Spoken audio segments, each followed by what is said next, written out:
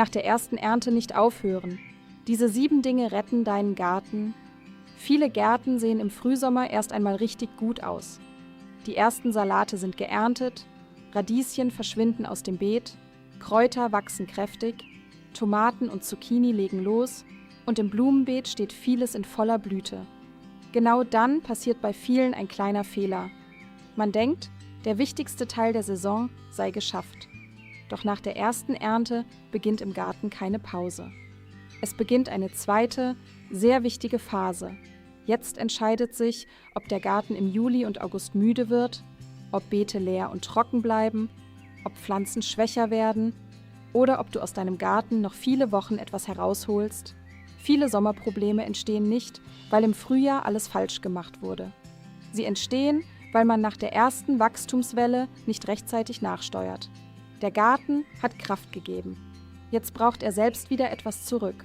Servus und hallo, hier ist deine Garten-Lea.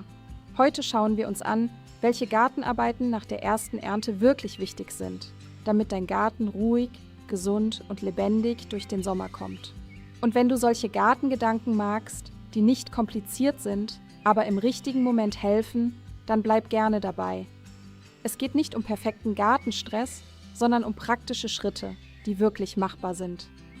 Der erste wichtige Schritt ist, lass abgeerntete Stellen nicht leer liegen. Nach Radieschen, Salat, Spinat oder frühen Kräutern entstehen oft kleine Lücken im Beet. Für ein paar Tage sieht das harmlos aus. Aber genau diese offenen Stellen werden im Sommer schnell zum Problem. Der Boden trocknet aus, wird hart, verliert Feuchtigkeit und bietet unkrautfreien Platz. Besser ist es, solche Lücken sofort als neue Chance zu sehen. Du musst nicht gleich das ganze Beet neu planen. Oft reicht eine freie Ecke, eine kleine Reihe oder ein schmaler Streifen zwischen vorhandenen Pflanzen. Nach der ersten Ernte soll dein Garten nicht leerer werden. Er darf in die nächste Runde gehen. Damit sind wir beim zweiten Punkt. Säe nach, statt Beetfläche zu verschenken. Viele verbinden Aussaat nur mit dem Frühjahr. Dabei kann man im Sommer noch erstaunlich viel machen. Je nach Wetter und Standort können schnelle Salate, Radieschen, Rucola, Kräuter, Buschbohnen oder Gemüse für den Spätsommer freie Flächen wieder füllen. Wichtig ist nur, Sommeraussaat braucht mehr Aufmerksamkeit. Der Boden ist wärmer, trocknet schneller aus und kleine Samen dürfen in den ersten Tagen nicht austrocknen.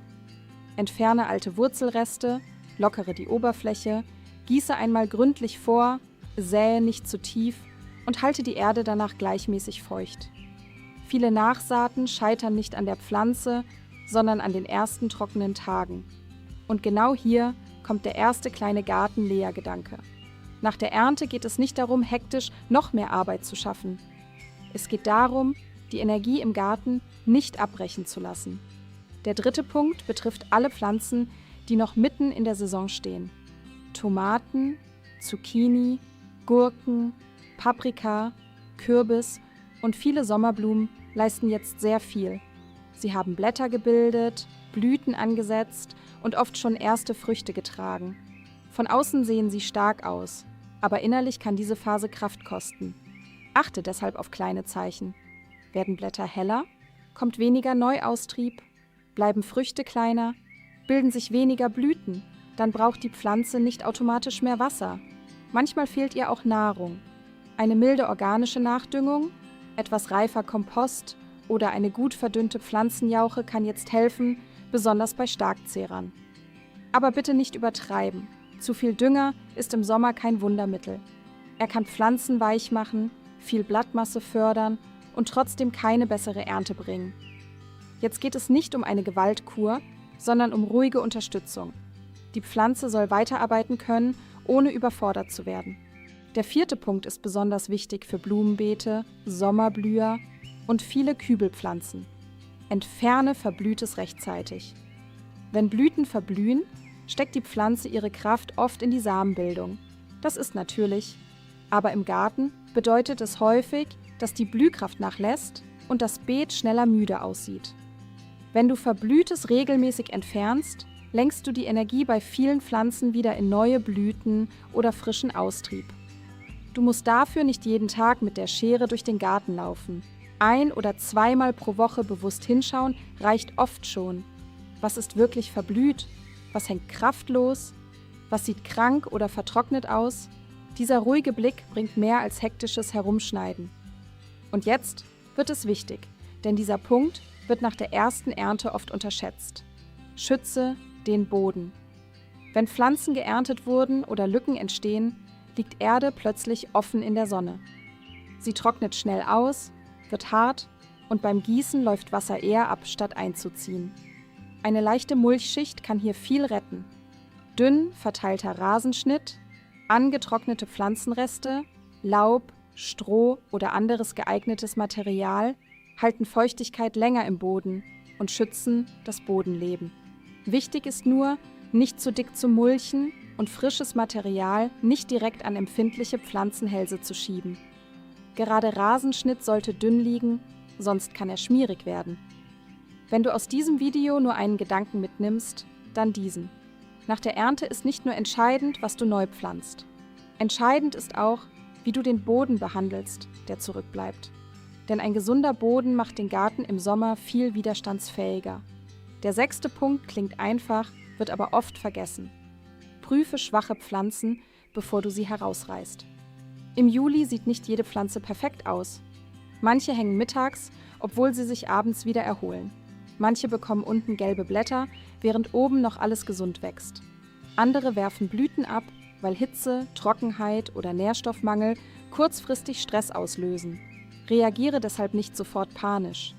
Schau zuerst genau hin. Ist die Erde wirklich trocken oder nur oben hell? Sind Schädlinge unter den Blättern? Steht die Pflanze zu dicht? Hat sie genug Luft? Ist der Boden verdichtet? Oft zeigt eine Pflanze nicht, dass sie verloren ist. Sie zeigt nur, dass etwas nicht stimmt. Das ist ein wichtiger Unterschied. Nicht jede schwache Pflanze ist ein Misserfolg. Manchmal ist sie einfach ein Hinweis darauf, dass dein Garten jetzt eine andere Pflege braucht als im Frühjahr. Wenn du früh genug erkennst, was fehlt, musst du später nicht retten, was schon lange geschwächt ist. Der 7. Punkt bringt alles zusammen. Bereite deinen Garten jetzt schon auf den Spätsommer vor. Viele Gärten haben im Juni ihren schönsten Moment. Alles ist frisch, grün und voller Versprechen. Aber wenn man danach nichts mehr anpasst, wird der Garten im August oft müde. Beete werden lückig, Pflanzen erschöpfen, Erde trocknet aus, Blüten verschwinden und die Ernte lässt nach. Dabei kann der Spätsommer im Garten richtig schön werden. Aber nur, wenn du jetzt die Grundlage legst. Nutze freie Stellen. Schütze offenen Boden. Stärke Pflanzen, die noch tragen. Entferne Verblühtes. Sähe rechtzeitig nach und beobachte regelmäßig, statt erst zu reagieren, wenn etwas schon kippt. Du musst deinen Garten nicht komplett neu machen. Du musst ihn nur weiterführen. Genau darin liegt der Unterschied. Viele starten im Frühjahr mit viel Energie und lassen den Garten danach laufen. Aber ein Garten ist kein Projekt, das nach der ersten Ernte fertig ist. Er ist ein lebendiges System. Kleine Impulse zur richtigen Zeit können erstaunlich viel bewirken. Vielleicht ist es eine zweite Salatreihe. Vielleicht ein Beet, das durch Mulch besser durch die Hitze kommt. Vielleicht eine Zucchini, die nach etwas Pflege wieder kräftiger trägt. Vielleicht ein Blumenbeet, das nach dem Ausputzen noch einmal aufblüht. Oder vielleicht ist es nur eine kahle Stelle, die nicht zum Problem wird, weil du sie rechtzeitig nutzt. Mein Garten-Lea-Gedanke zum Schluss ist deshalb ganz einfach. Nach der ersten Ernte beginnt nicht das Ende der Gartensaison. Es beginnt die zweite Chance. Wenn du jetzt hinschaust, Lücken nutzt, den Boden schützt und deine Pflanzen nicht allein lässt, kann dein Garten noch viele Wochen stark bleiben. Und genau das macht einen guten Sommergarten aus.